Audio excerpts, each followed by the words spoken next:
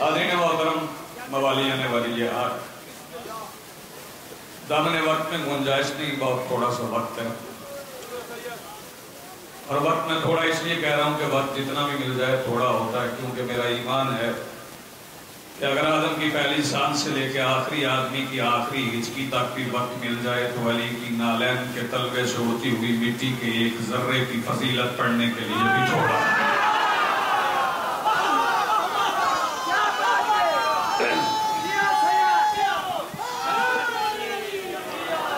बहुत थोड़े से वक्त में मौसम बदल रहा है, बल्कि बदल चुका है, और मौसम कहते ही उसे जो बदल जाए। रजब का महीना बड़ा अहम महीना है। बिल्कुल तवील में मैंने वक्त नहीं लिया, पढ़ने वाले काफी मौसम मेंबर की बारगाह में हाजिर हैं, बिल्कुल लंबा नहीं पढ़ना। रजब का महीना यही वो महीना है जिसमें दावत ज़िला शीरा भी हुई, ऐलान नबूवत भी हुआ। इसी महीने में महराज भी हुई। अगर आवाज बुलंद हो सके तो बुलंद कीजिएगा। इसी महीने में महराज भी हुई। अर्ज करने जा रहा हूं कि महराज किसे कहते हैं। जिसे समझ आ गई कि महराज क्या है वो जानता है महराज क्या है। जिसे नहीं समझ आई उसे महराज बता रहा हूं। आपने देखना मेरी तरफ है, वक्त नहीं है कि मैं ज्यादा देर रोकूं या आपको रोकूं। एक ही जुमले में महराज बताने जा रहा हूं। भाई देखना मेरी तरफ कि महराज किस वाक्य को कहते हैं।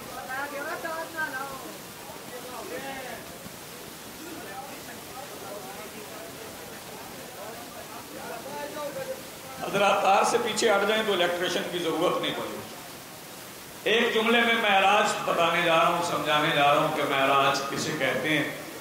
देखिएगा मेरी तरफ। महराज कौन सा वाक्य है? जिस वाक्य में अबू तालिब के दो बेटे नालैन समेत एक पर्दे के उधर खड़ा हो जाए, एक इधर खड़ा हो जाए, उसे महराज कहते हैं। जी आप सलामत, हिस्सा मेरा मिल गया मुझे।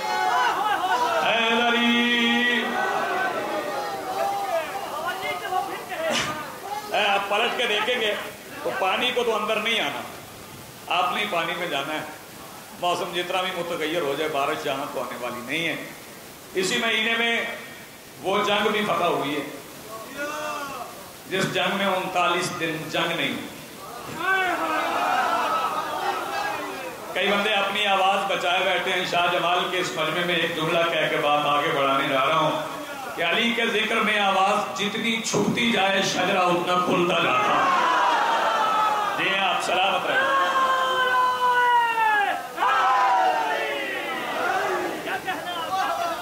इसी महीने में वो जंग भी फतह हुई जिस जंग में 39 दिन जंग नहीं हुई।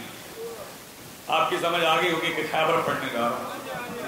कई बंदे सोच रहे हैं कि फिर खैबर पढ़ने जा रहा तो भाई खैबर हम नहीं पढ़ना है। खैबर वो तो नहीं पढ़ेंगे जिनके सामने खैबर का नाम लिया जाए तो माथे पे शर्मिंदगी का पसीना आ जाता है। खैबर भी हम नहीं पढ़ना है, खंदक भी हम नहीं पढ़ना है। 4 मिसरों में मैं खैबर सुनाऊंगा, बात पहुंच जाए तो इसके बाद एक जुमला कह के आपको सलाम कर जाऊंगा और मेरे बाद मुझसे बेहतर पढ़ने वाले आपको मौला के फज़ाइल व मसाइब सुनाएंगे। सफर दरपेश है। 4 मिसरों में खैबर सुनिएगा कि तारीख ने देखी है वो खैबर की लड़ाई, कोई खून का धब्बा न पसीने की तराई। इधर वाले भी हाथ उठा सके तो उठाइएगा। तारीख ने देखी है वो खैबर की लड़ाई, कोई खून का धब्बा न पसीने की तराई। बंदा सफर से घर वापस जाए तो हैदर शाह घर वालों के इस्तकबाल का इन्हिसार आने वाले की हैसियत पर होता है। वो खाली हाथ जाए तो इस्तकबाल और तरह होता है, कुछ आप साथ लेके जाए तो इस्तकबाल और तरह होता है। पता नहीं कौन सा बंदा है जो रिजवी के इस जुमले को जाया कर देगा। बस ये समझ लो कि सारी जिंदगी खाली हाथ कर जाने वाले खैबर की जंग के बाद पहली बार जुल्फकार का उतरा हुआ सदका लेके घर पहुंचे। जी आप सलामत रहे, आबाद रहे। पहली बार जुल्फकार का उतरा हुआ सदका लेके घर पहुंचे। तो जैसे बीवी ने इस्तकबाल किया, डॉक्टर साहब मैं 2 मिसरों में बताने जा रहा हूं कि खैबर से पलटे हुए पुरामन मुजाहिद का ज़ौजा ने इस्तकबाल कैसे किया कि तारीख ने देखी है वो खैबर की लड़ाई, कोई खून का धब्बा न पसीने की तराई। मुजाहिद ने माले गनीमत बीवी के सामने रखा, बीवी ने माले गनीमत खोला और शौहर की तरफ देख के कहती सर शुक्र के फिर मौत से तुम छूट के आए, सदका है गनीमत है या कुछ लूट के आए। जी भैया सलामत रहो, हाथ बुलंद करो, मिल के बोलो हैदरी।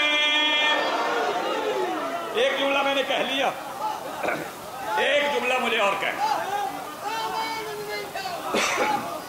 اس مہینے کی 16 رجب کو، اس مہینے کی 16 رجب کعبہ کے گرد ایک بہت بڑا اجتماع تھا، سارا مکہ جمع تھا۔ وہاں ایک مسافر آ گیا، مسافر تھا، مسافر زیادہ نہیں تھا، بھلے مرضی آپ کی۔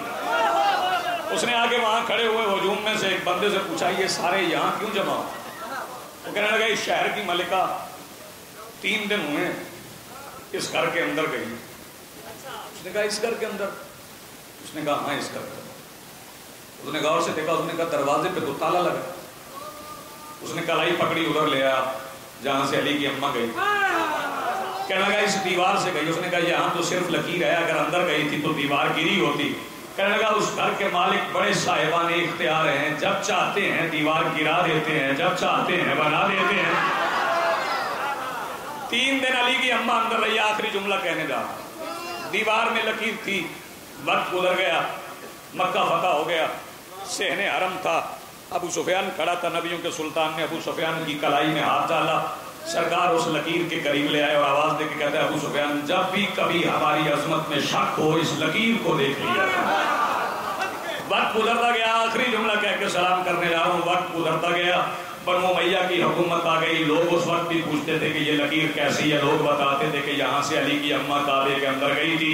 بنو امیہ کے حکمرانوں کو یہ بات اچھی نہیں لگی، انہوں نے کہا کعبہ گراؤ پھر بناؤ، ہو سکتا ہے لکیر مٹ جائے۔ کعبہ گرایا گیا پھر بنایا گیا، لیکن لکیر پہلے سے بھی واضح ہو گئی۔ اگلا بادشاہ آیا، اس نے پھر گرایا پھر بنایا، لکیر اور واضح ہو گئی۔ بنو امیہ کی حکومت مٹ گئی، بنو عباس کی حکومت آ گئی، وہ بھی کعبہ گراتے رہے، بناتے رہے، بڑے بڑے پتھر رکھتے رہے، شیشہ پگھلا کے کعبہ کی دیوار میں ڈالتے رہے، مگر لکیر کو نہ مٹنا تھا نہ لکیر مٹی۔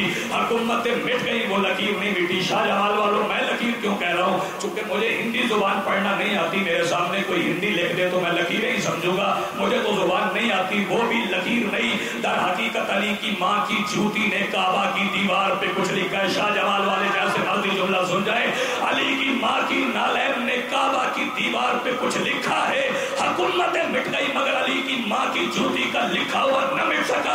یہی بات ہم مسلمانوں کو سمجھا رہے ہیں، مسلمانوں جب تم سے علی کی ماں کی جوتی کا لکھا ہوا نہیں مٹتا تو وہ جن کے مقدر میں بطول نے ہاتھ سے لعنت لکھ دی ہے وہ کیسے مٹے؟